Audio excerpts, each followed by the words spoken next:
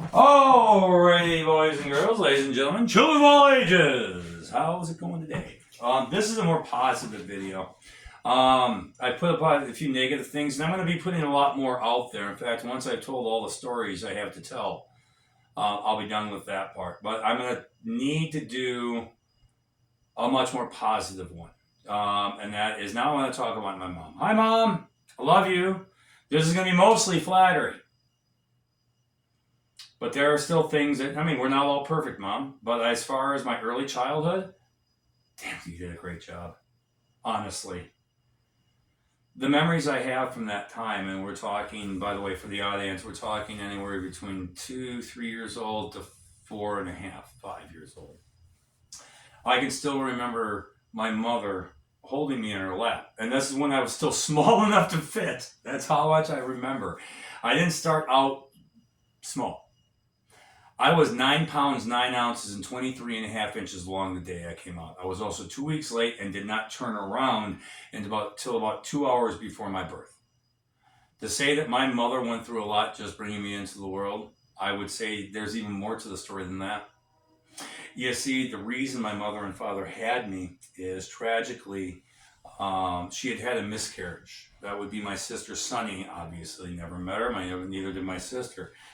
But Mom, I know after all that you brought me into the world, and I thank you for that. I thank you definitely for the first 5 years.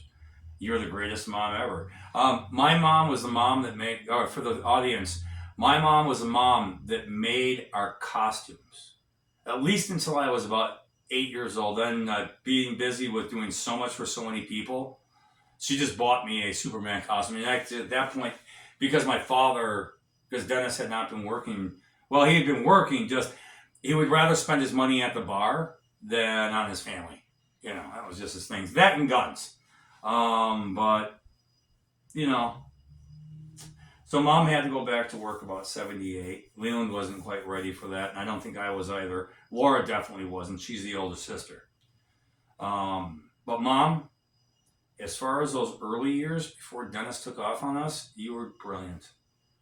My mother can cook. She can clean. She can do a lot more than that. She could literally make a costume. And to give you an example of the perfect level she goes to, many people remember the movie Titanic. And there was a ballroom scene, and the character Rose, I think was her name. I never watched it. I didn't care.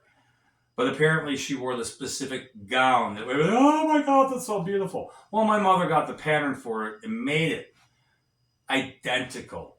It was screen accurate. It was perfect.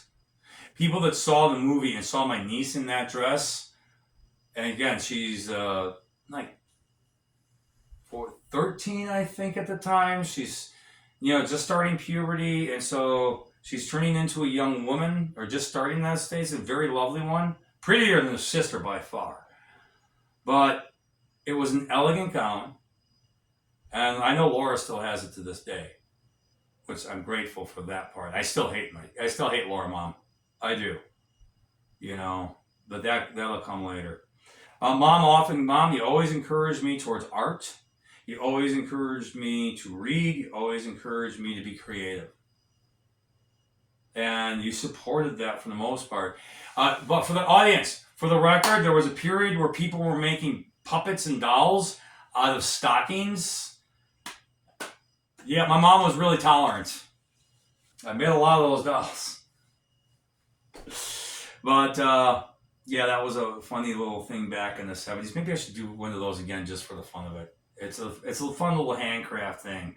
You take wadding, you stuff it into a nylon, and you start making faces out of it. It was a fun little art form. It's simplistic compared to what I do today, but sometimes I don't want to call it easy either. That wouldn't be quite fair. But sometimes the simpler toys are just so much more fun to play with. You have to use more of your imagination in the matter of speaking. Mom, thank you for that also. You're the one that, you and Grandpa specifically, really helped me develop my imagination. And let's not forget, ladies and gentlemen, Mom, you and Grandpa were the greatest influences in my life. And every other tradesmen. You guys laid the foundation for me to understand it. You know, Grandpa had me fetching tools. I was a shadow, and at the house, I was a shadow learning everything else. I did learn to cook on my own. I'm gonna put that's in air quotes. Watching my mother, my grandmothers, and many of the men in my family cook. That's where I picked a lot of it up.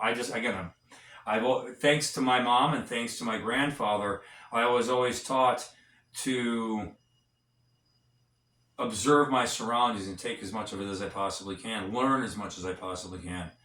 The two people that are most directly involved are you and Grandpa, and me being a lifelong learner. Dennis had nothing to do with it. If I could literally say my father was, I'm stopping there. This is not about him. Sorry, Mom. Very, very sorry. Now moving forward. Well, let's see.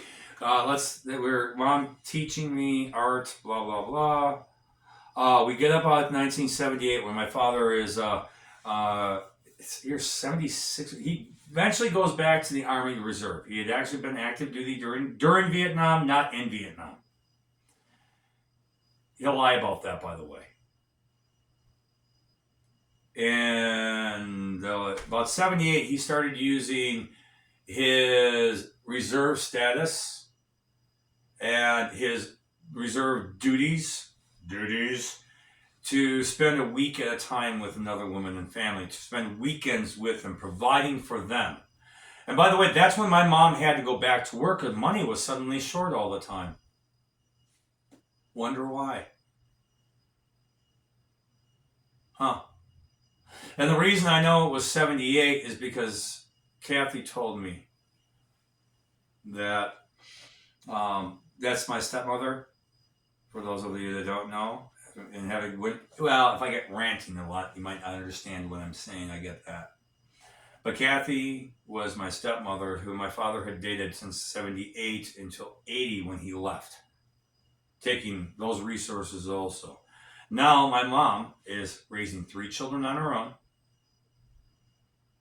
And this is before things start cracking. 3 children on her own. No help from my father. If you want to say child support is help, that's called your responsibility, Dennis. But he didn't follow all of his responsibilities. So making sure we did our homework. I'm the one that started cutting the lawn. I think it was the next month. Dennis didn't show up to cut the lawn. I started doing it.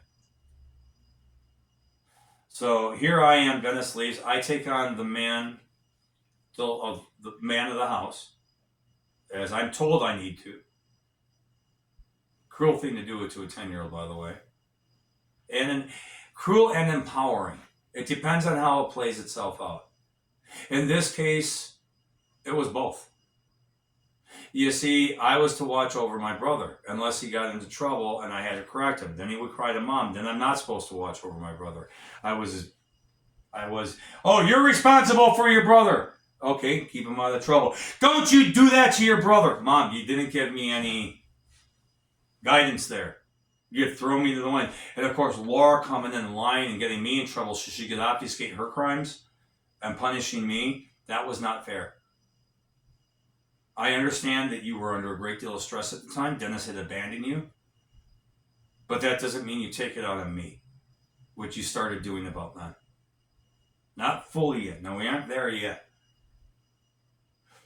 Fast forward 4 years. Dennis finally gets married. I'm 14, and 13 or 14, 3 or 4 years. And then about a year after that, my mother, my stepfather, or Mom, you met Walter. And within 3 weeks, you were married. In fact, it was a lovely wedding. I enjoyed that better than the Newhauser wedding. It just felt more right. Dennis, your marriage just felt like a sham and a joke. Kathy in a white fucking... Oh, whore in a white wedding dress. Now that was funny, Mom. You got to appreciate that joke. But no, Mom and Walter wore a very nice suit, tie, and my mother wore a lovely, lovely summer dress. I believe it was a peach in color. You know, they were both quite modest, knowing it was a second marriage. And you know what? That one was till death do they part. Now, the only reason, Mom, and you know this already, the only reason Kathy stayed with Dennis for any period of time is she couldn't leave him. She wanted to divorce his ass for years. So, there you go. In any case, well, move forward a little bit, and Mom and Walter meet. And at first, I'm excited until he pins me into the ground and beats the crap out of me the first few days in the house after they came home from their honeymoon. They went to Vegas. And you know what? I'm okay with Walter taking my mother to Vegas. I'm okay with him. Because guess what? She asked me if it was okay to marry him. Prior to that, my mother was dating a gentleman named Marvin. And she asked my sister if it was okay to marry him, and she threw a fit. He's never going to be my daddy! And that ended the relationship. Personally, you should have shipped Laura off to a boarding school, and you and I and Leland go off with Marvin. That would have been good. But no, you brought Kim and Gary and Kent into my life. Yeah, my evil stepsister, my dumbass stepbrother, and Kim's stupid husband. All more liars into my life to do more damage to Leland and I. All I could do is what I could do to protect Leland at this point.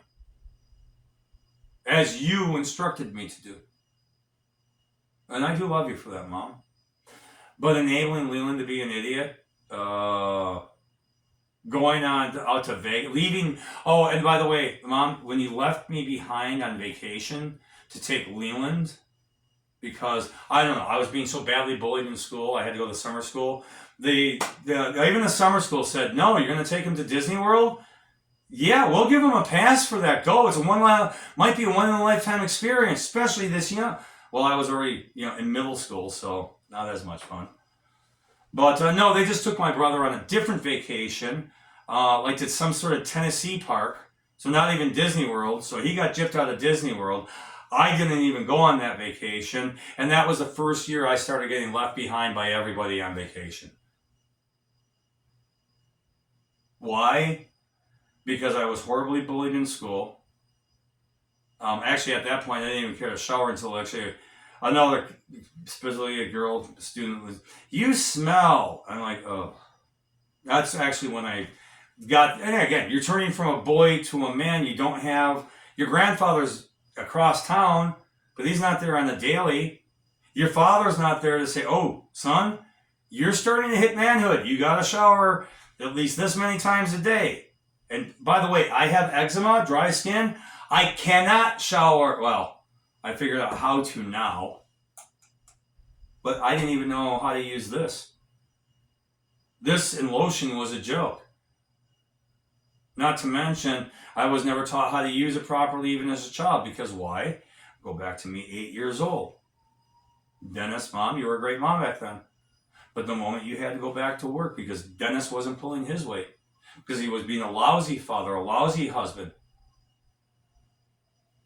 We had to pay the price.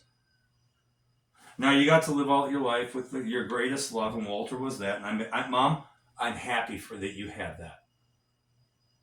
I really am.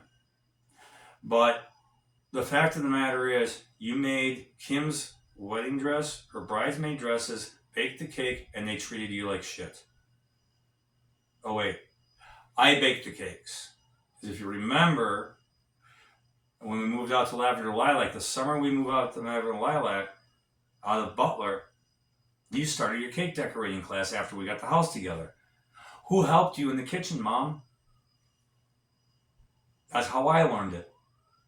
You see, class, the audience, I learned how to decorate cakes at a professional level from my mom, who learned how to decorate cakes at a professional level by taking a class.